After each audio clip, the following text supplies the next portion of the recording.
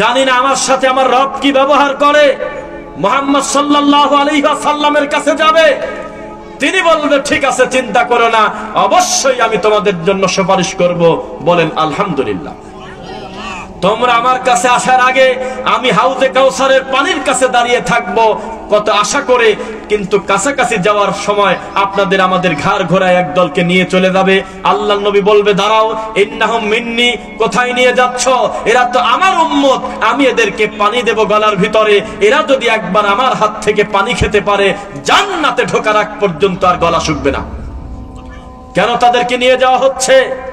তখন বলা হবে আপনার উম্মত না, এ কথা আমরা বলি নাই, তবে এই উম্মত গুলো নূহ নবীর ছেলের মতো ফাউল।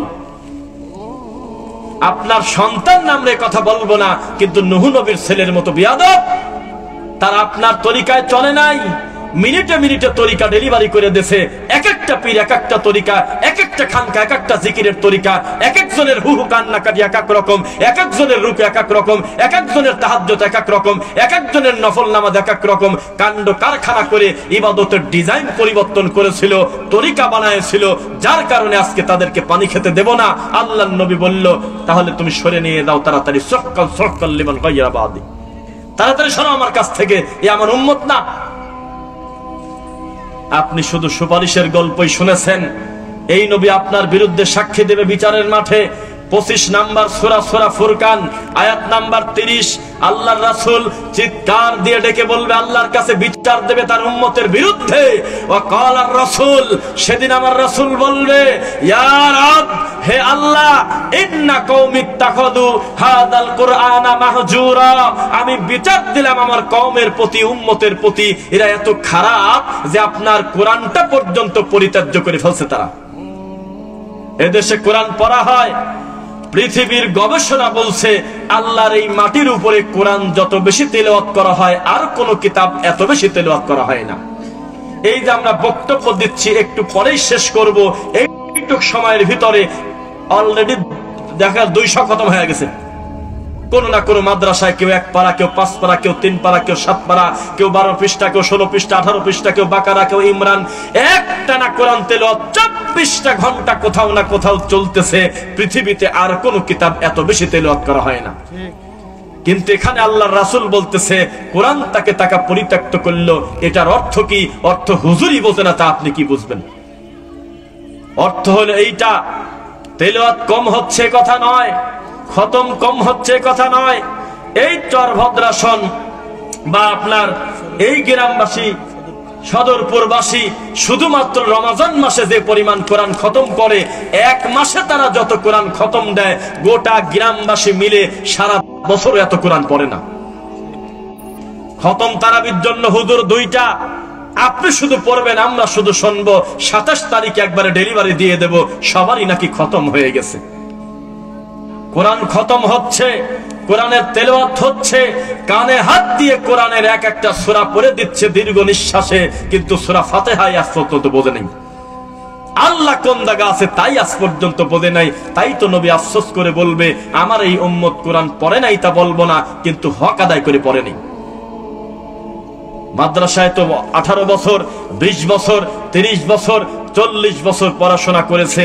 এমনকি এমনও হুজুর ইউটিউবে বক্তব্য দেখলাম, খোলা মাঠে বক্তব্য দিচ্ছে, একটা কোরআনে হাফেজ, হাইরে লজ্জা, একটা ফাজেল না কামেল পাশ একটা হুজুর বলতেছে, আমার মরণকালে ঢোলবাসি বাজা কবর দিও, কালেমার দরকার নেই।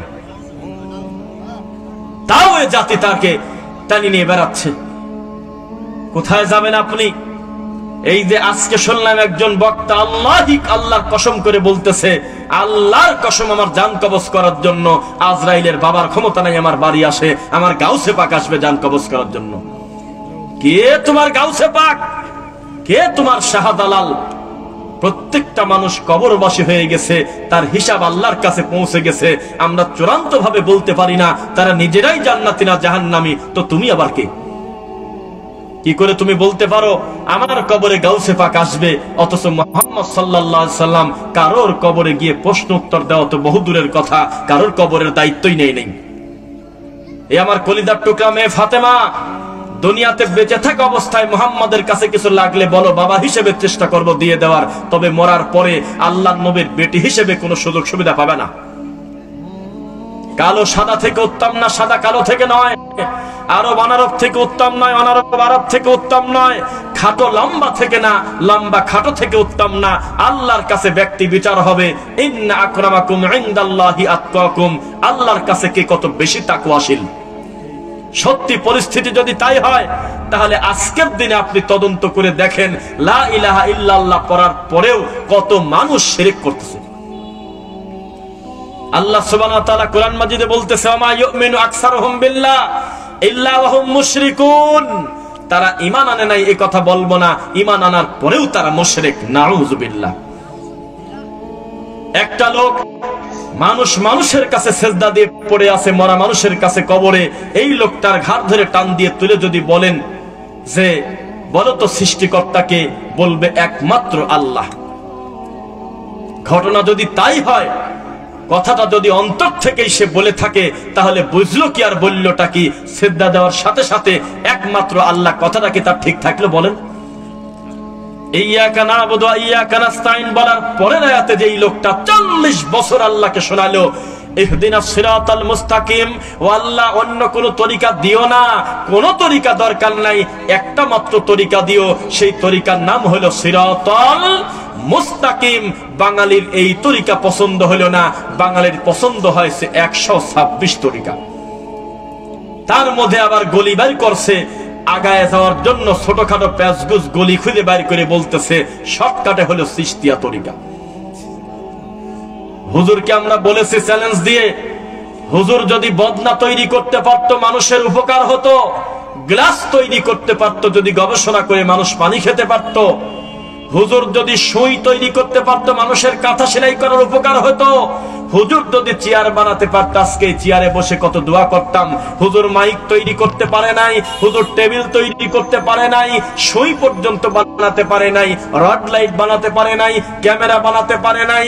এত বড় শাইখুল হাদিস, এত বলে মাথা ভরা বুদ্ধি, একটা টেবিল পর্যন্ত বানাতে পারে নাই, অথচ বানাইছে হলো তরিকা। এতক্ষণ যেই জিনিস বানানোর কথা বললাম, এই জিনিস উন্মুক্ত, এর সাথে ইবাদতের হালাল হারামের কিছু না, এগুলো জাগতিক ব্যাপার। এগুলো উন্নতি হলে মানুষের দিন বোঝা সুবিধা, মানুষের অনেক উপকার হয়, কল্যাণ হয়, এগুলোর সাথে ব্যক্তির ভালো মন্দ বিচার হয় না।